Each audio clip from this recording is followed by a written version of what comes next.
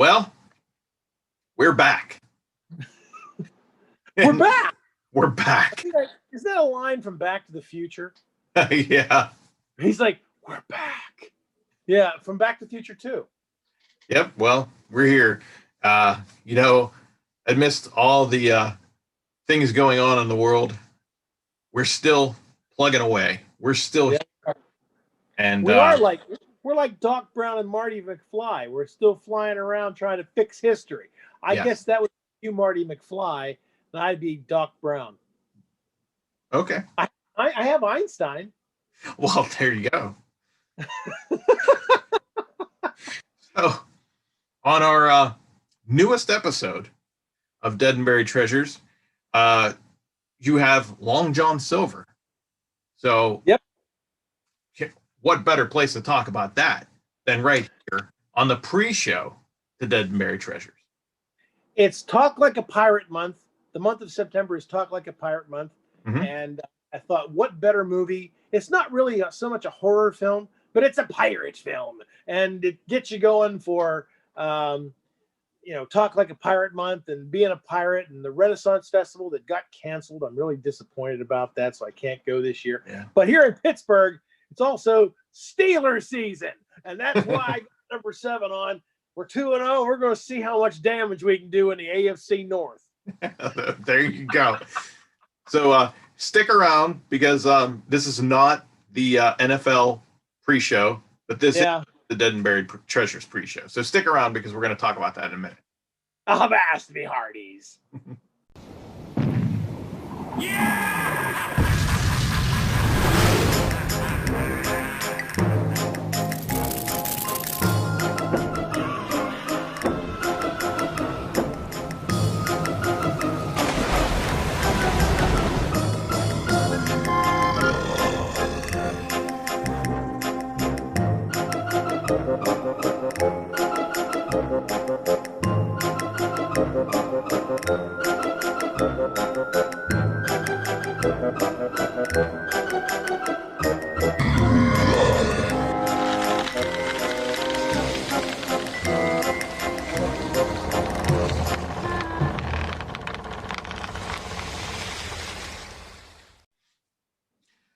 Welcome to Walk the Plank, the Dead and Buried Treasures pre-show.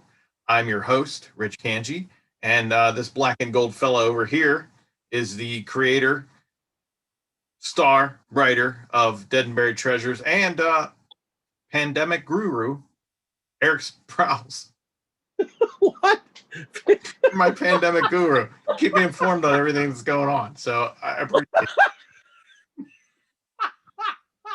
You know, it's funny, our producer, Fiore Mastracci, his kid would hate me for being the pandemic guru. You know what? Probably right. Oh, yeah, I am talking to you about something about the freaking virus or something stupid coming up. It's like, got your mask on? What are we doing? So one of the reasons we're doing it like this, though, we're trying to abide by all the rules, and, when my producer, Fiore, can shoot in his studio, he does his updates, I'm sure, at home, but then he goes in the studio and shoots them there because he's by himself. But we would be within 6 feet of each other. Right. And this works out better this way. I prefer it because I'm not wearing pants. Neither.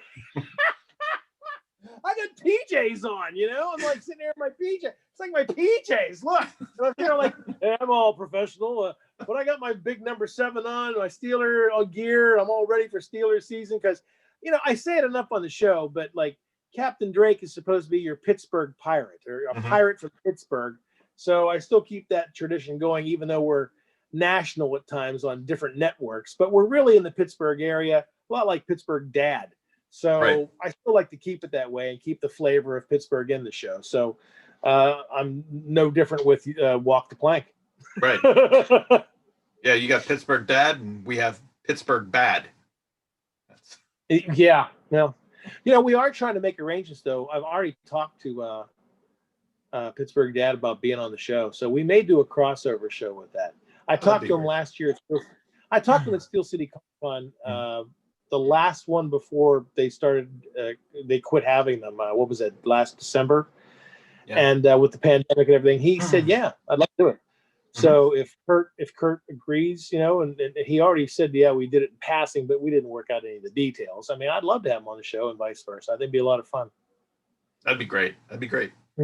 So, as you said before, this movie in honor of Speak Like a Pirate, Talk Like a Pirate. Talk Like a Pirate. Like a pirate. Yeah. You're hosting the 1954, I guess it would be sequel? It's a sequel, but it can stand alone. Mm-hmm. I mean, it's nice if it's actually the sequel to Treasure Island. Right, which starred Robert Newton, and he portrayed Long John Silver in that movie, and he's portraying Long John Silver in this movie. And somewhere, I think, in between 1952, maybe, he was Blackbeard the Pirate. So he loves the pirate role. Oh, no kidding. I didn't know that. He was also see that? Look at that. Dropping knowledge on you. Yeah, you're drawing out. Hey. I didn't know that.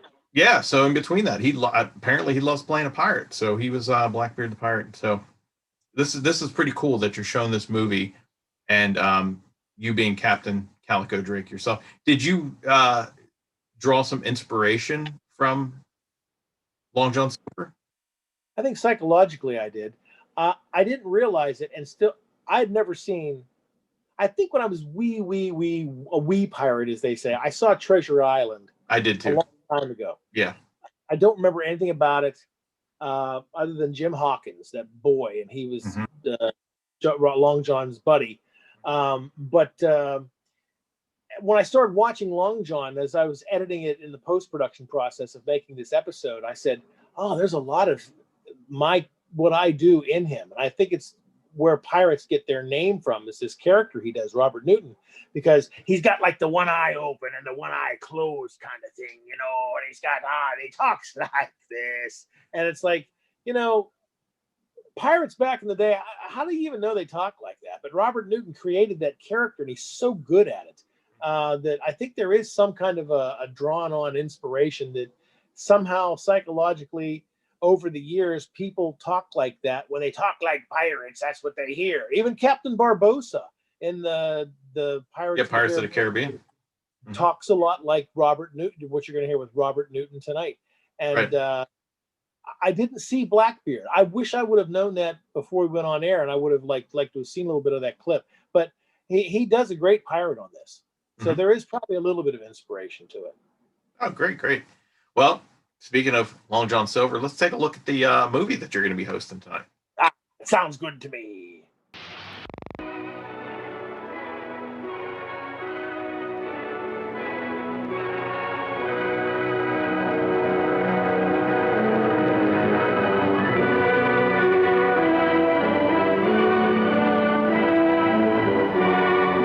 Follow the bold adventures and daring escapades of Long John Silver, the peg-leg rogue of the Caribbean, from Portobello's bawdy taverns to danger-filled buccaneer raids, with the lad Jim Hawkins at his side. Your blood shall run on this floor with that of the governor's pigeon, and his. Yes, the lusty, brawling age of piracy is excitingly recreated with Long John Silver, the scourge of the seven seas, fearless in the face of danger, flinching in the face of domestic security. Sealed in blood, not to breathe a word of our plans to a living soul.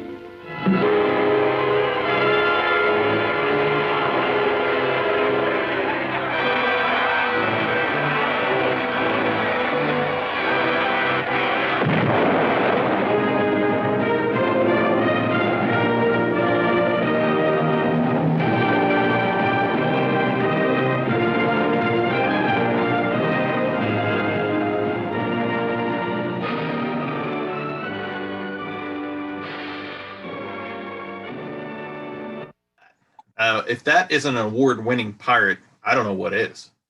He looks good to me, matey. That's a great-looking movie you got there. And I will say, did you know this? The year after he shot this film, Robert Newton went bankrupt. No way. Yeah, bad year for pirates. But then he resurrected the character in a TV series based on it. So he did something right. He loves playing a pirate. Yeah. So, speaking of award-winning, I heard you might be up for a few, huh? Yeah, Dead and Buried Treasures. I'm proud to announce here on the show, we are nominated in the Greater Pittsburgh Community Media Awards. That's broadcast on Community Media Day, which is October 20th. Mm-hmm. We're up for, I think, in the entertainment category, best show and best host. So, congratulations. Wish you a lot of luck on that. yeah, I didn't even know it was happening. I didn't even nominate. I was notified by the director at BPTV. I guess he had nominated us, or somebody nominated us. I don't know how that works exactly, but yeah, it's as they say, it's just an honor to be nominated. I think we were nominated last year, but I don't think we got anything. It was our first year, and but the episode that got nominated was the Halloween show. Nice, So, nice. That was a great crossover. Yeah, it was a nice crossover show because we had 3 other horror hosts on there with me, and what I liked about that is really, who complimented on me was Dana, Professor Gertie. She said, "What's amazing about that show is how you make these limericks." And I remember at the end we do a limerick that connected the tombstones to a device we needed to set things straight on the show or something, and we were connecting tombstones of people in history with a limerick, and it was really, I just kind of did it. I wasn't even, I was just, oh, right, what do I this? Okay, we'll write this. And you don't really, great.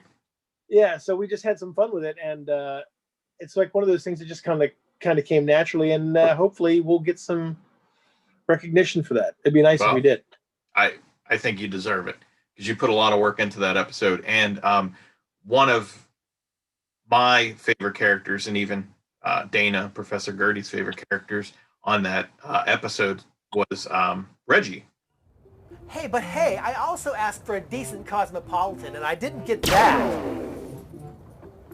Oh, there's one.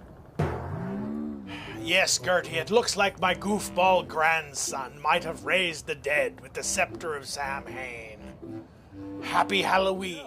Everybody seems to like Reggie. I remember was it you or somebody said, it'd be really cool if Reggie took over the show. I'm like, yeah, I was pitching that to you. I said, that'd be awesome to have a whole show of Reggie, where something happens where he somehow, stows you away or forgets about you somewhere and tries to take over the pirate ship, which... Yeah, you get your wish tonight because the episode tonight is tied in with, it really was inspired by an idea you had. And I remember you telling me last year, it'd be really cool is if Reggie somehow takes over the ship and leaves Captain Drake on the island and forgets about him. And I'm like, yeah, that would be funny, because it would be funny. And I'm thinking to myself, but if you're really going in terms of a plot, Jack would just turn the ship around and go get him. So you got to think he's gone. You got to think he's dead. You got to think something. So the way I envisioned Reggie in this episode was almost like Dr. Smith on Lost in Space, where he's the lovable bad guy. Yeah. He's going to be bad, but you just love him. Something about him, he's like your uncle, the uncle who's bad. And so there's a lot of that where, Drake says, I need a successor. And Reggie, you're blood. And you would inherit me ship and me riches and me boat and everything. And Reggie's like, oh, really? What goes into that? I'll be back on the ship. I promise I'll be right back with the longboat. And then he disappears, and then they just abandon him, and he tells Jack and everybody he died on the island. So, well, how'd he die? Fell into a bottomless hole. Fell into a bottomless pit. Yeah, that takes care of that. So you're getting your wish, but it's not going to be quite the froofy episode that, for me, it has to have make sense. Every episode has to make, even though it's theater of the absurd. The show still has to make sense in some ways. Right.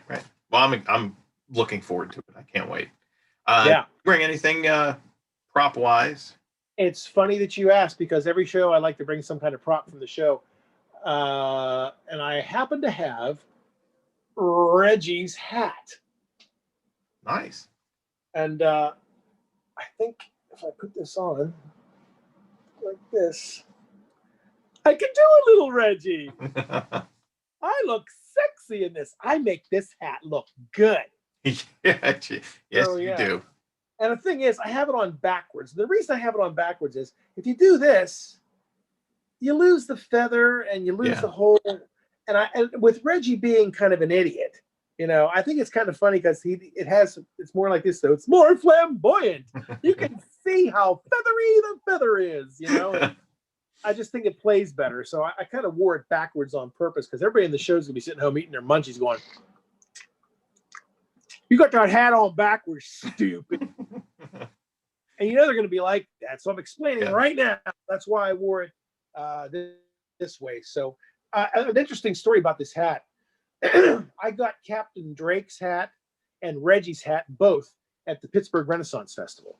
And I had them made for me because this was almost Captain Drake's hat. Before I actually went with Captain Drake's hat and the theme of the show and everything, I was going to be the pirate from Pittsburgh.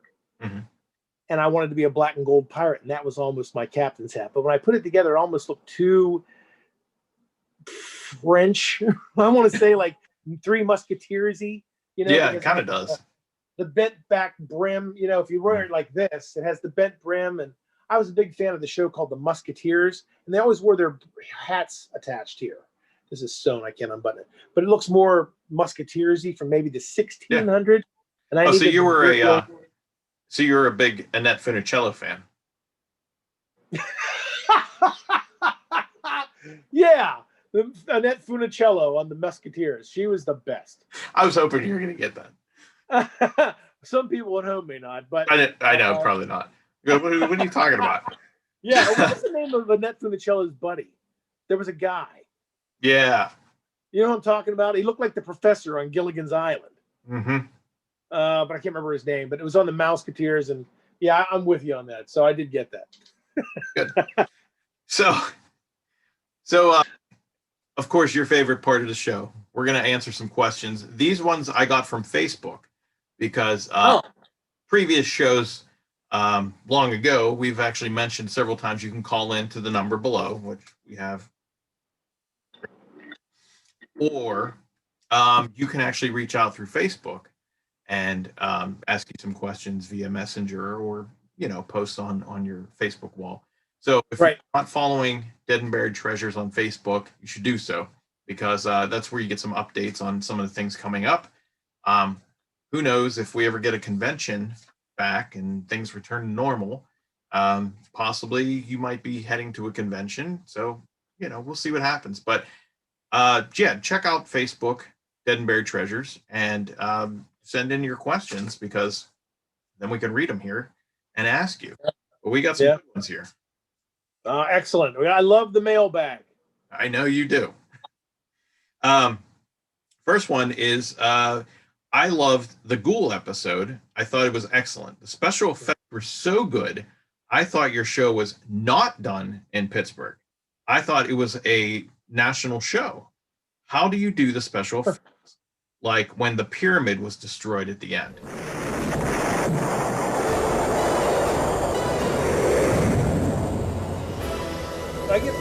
I probably every other show we get asked about special effects on the show, and I take that as a compliment, really, because I'm not a big special effects artist. I mean, I've been trained in TV and the world of film and movies. I've worked on a bunch, and I've done a bunch of local television and a lot of. I guess probably I'd take akin to the movies I've worked on in real life. I worked on Silence of the Lambs and Inspector Gadget and Sudden Death and Striking Distance and the remake of Night of the Living Dead and Dawn of the Dead back in 2005. So I worked on a lot of movies that were made in the Pittsburgh area, and I guess that's why I have so many ties here. So I kind of pay attention. All you have to pay attention is, and you'll get to be a better artist. And I don't mean special effects artist. I mean artist in general, because they say imitation is the sincerest form of flattery.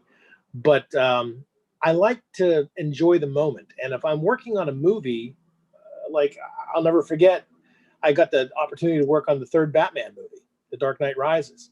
And they said, no cameras allowed, no cameras. Oh, I snuck my cell phone camera. Are you kidding me? It's the freaking Batmobile and Batman. So I took pictures of Anne Hathaway. I was loving it. I never released them. I have in my personal collection, but you can't work on Batman and be a Batman fan and not take a picture. Right. So one of my possessions, I got to like lay back on the Batmobile like this, and have a picture taken. What they call it? Not the Tumbler. Is that what it was called? Yeah, the Tumbler. The Tumbler. Yeah, yeah. It was the military version. So that was kind of fun. So. Yeah, I when you talk about special effects in the show, you just kind of have a plan, cross your fingers, and hope for the best. And you just have to plan it out and kind of have an understanding of what you want to achieve. Very good, very good. But thank you for the compliment, whoever wrote that. That was really nice. I've heard that before. Somebody came up to me and said, I didn't think you were a local show. I thought you were like a nationally syndicated show or something like that. And I take that as a compliment only because, it's like the Night of the Living Dead episode. I'll give you an example. In the special effects of Night of the Living Dead, at the end of the show, I had to turn it black and white because we actually have the movie come to life, Night of the Living Dead. And the Night of the Living Dead was black and white, but my cut-in segments are color. So I actually wrote dialogue saying, there's something strange going on. There's all of a sudden everything around me is turning black and white, so I could interact with the zombies. So you just have to plan. You just can't wing it. So that's probably my answer on that. Very good. Another question from Facebook was, standalones, but when are you getting back to the mythology? Oh, good thing that you brought this up. This is a standalone tonight. However, there's some elements of mythology sprinkled into it if you're into that kind of thing. One of the best, I'm telling you right now, you got to watch the end tonight. The end is definitely mythology. It's all a big standalone, but there is a big cliffhanger at the end where we unveil something. And it happens in the last 5 minutes. I wanted to do an Avengers ending. Where you're doing the credits and all of a sudden, boom, there's something afterwards. We've been doing that with bloopers the last couple episodes, but it's so good. I don't want to have everybody turn the channel and then not see the cliffhanger. Right. So we are going to have it at the very end, but probably just before the credits. But there is something, and there's some elements during it that reveal who this villain is. You just got to pay attention to some of the dialogue. It's a good ending, though, tonight. Very good. I can't wait. Next question. Will you be doing a Halloween special this year? A new one? No, we got a little bit behind because of COVID and the whole pandemic thing. So we're shooting the episode right now that you're watching tonight was supposed to premiere in early September because September is Talk Like a Pirate month. And right now, we didn't get it done, but we wanted to get it on the air in September or close to it as we could and give it some airtime. So the plan is to let this one air till maybe mid-October and then have the Halloween special we did last year, the one that's nominated for the Greater Pittsburgh Community Media Award. Right. Since it's supposed to be unveiled, the answer if we win or not on October 20th, I thought it'd be good to put it on the air. So we're going to have that. Idea. Yeah, and that's a good show, too. We have some guests on there, the Spooky Spectre from Fright Night Theater, Sluggo from the Horror Host Network, The Vortex, and Jack Shadow from Chiller Night Theater. So they're all on there with us. And so there's not a new one per se, but there is some elements of new Halloween stuff during this episode tonight and that episode. We're going to visit Rich's Fright Farm, Alan's Haunted Hayride, the Haunted Hills Estate in Uniontown, and hopefully 100 Acres Manor during the show as segments incorporated in. So there's elements of new stuff into it, but the overall show will be pretty much the same. Very good. But there are elements of new stuff in there, so make sure you watch it for those reasons. The next question. I found your show on Facebook. What are the exact times that you were on there on Facebook? And what channels would we find you on in Pittsburgh? Well, on Facebook, we're on what we call Wicked Watch Party Wednesdays. So if you watch Wednesday nights at 9, we're on in the middle of the week because sometimes you just need some horror in the middle of the week. So we're on Wednesdays at 9 on Facebook, on our Facebook page. Then we're on Friday and Saturday night at midnight with a show. And we have a link to Walk the Plank that you can watch the pre-show of that show prior, if it's already loaded onto our page. Or sometimes we just kind of upload it live to unveil as well if we don't have it on the page already. So that's the Facebook times. And then we're on BPTV, which is the Bethel Park, Pittsburgh area, on channel 7 and Verizon 32, Friday and Saturday nights at 11. We're on FCTV, which is channel 77 in Fayette County on Atlantic Broadband, Friday nights at 11. Mm-hmm. And then we're on PCTV, which is Pittsburgh Television, channel 21 on Comcast, which is downtown and all over Pittsburgh. This one varies. Sometimes we're on at midnight, the first 2 Fridays of the month, and then we're on at 2 a.m. the last 2 Fridays of the month, and Walk the Plank is on at 11. We are also on CUTV, which is California University Television, which gets us into Washington County, Monessen, Charleroi, Brownsville, those areas. But because of the pandemic, the school is on a hiatus right now, so we're temporarily not on that channel right now. And then you can catch us on the Vortex, the Monster Channel at different times. By the way, I want to mention that you can meet me. I'll be real quick with this because I know we're rapidly running out of time. There are 2 Halloween parades this year I'm planning on being in. One is the Uniontown Parade, which is a virtual parade. One is the Bethel Park Halloween Parade that's on October 31st, Halloween from 12 to 3 in the Bethel Park area. I am going to be in both of those Halloween parades. And then hopefully that night, because we're still getting the arrangements straightened out, I'm going to jet all the way down to the Brownsville Drive-In in Fayette County because we're going to have a double feature of Dead and Buried Treasures at the drive-in. So we're going to sponsor the night where we have 2 double features of Abbott and Costello movies.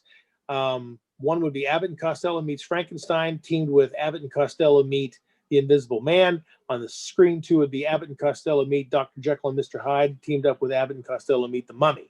And we're going to sponsor those. So you have an opportunity to come down there and meet me at those events and at those parades. But like we like to promote, you make fun of me, masks on. You got to wear masks. Right. So we're trying to be just like everybody else. You know, it's funny because last week in the NFL, coaches got fined, $1,000.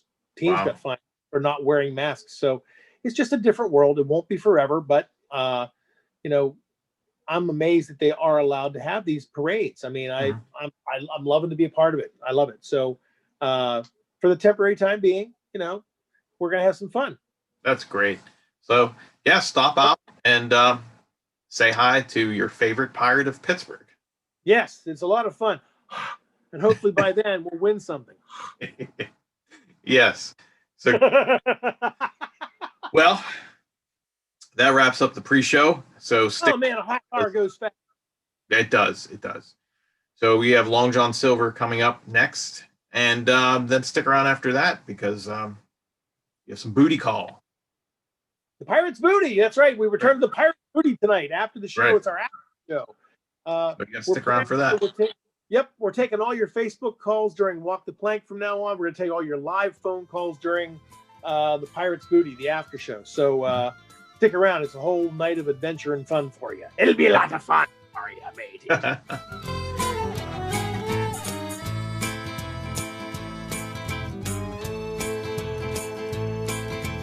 15 men on a dead man's chest. Yo-ho-ho and a bottle of rum. Drink and the devil be done for the rest. Yo-ho-ho and a bottle of rum. The mate was fixed by the bosun's pike. Bosun's brain with a marlin spike. And a cookie's throat was marked with like. Hand being gripped by fingers then. And they lay oh good that man like a breakout day in a boozing den. Yo-ho-ho and a bottle of rum. 50 men off a stiff and start. Yo-ho.